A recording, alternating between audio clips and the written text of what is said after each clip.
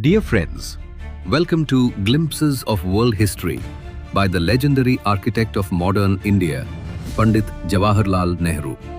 We started discussing glaciers because of my reference to the Ice Age.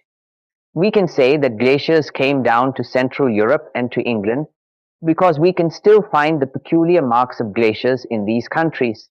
They are to be found on the old rocks, and this makes us think that it must have been very cold all over Central and Northern Europe then. Later it became warmer and the glaciers gradually shrank. Geologists, the people who study the history of the earth, tell us that this cold spell was succeeded by a warm spell when it was even warmer than it is today in Europe. Owing to this warmth, dense forests grew up in Europe. The Aryans in their wanderings reached Central Europe also. They do not appear to have done anything very remarkable there at this period, so we can for the moment ignore them. The civilized peoples of Greece and the Mediterranean probably looked upon these people of Central and Northern Europe as barbarians.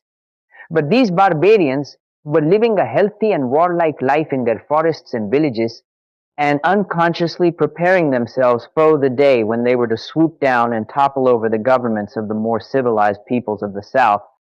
But this happened long afterwards, and we need not anticipate. If we know little about Northern Europe, we know nothing at all about great continents and tracts of country.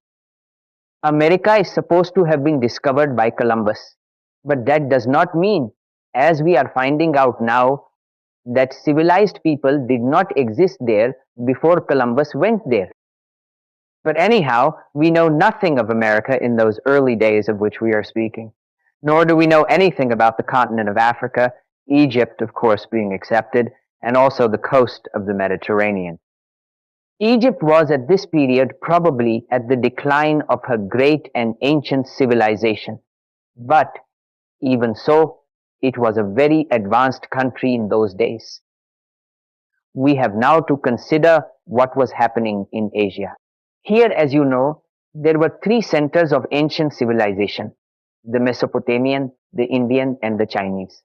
In Mesopotamia and Persia and Asia Minor, empire after empire came and went even in those early days. There was the Assyrian Empire, the Median, the Babylonian, and later the Persian.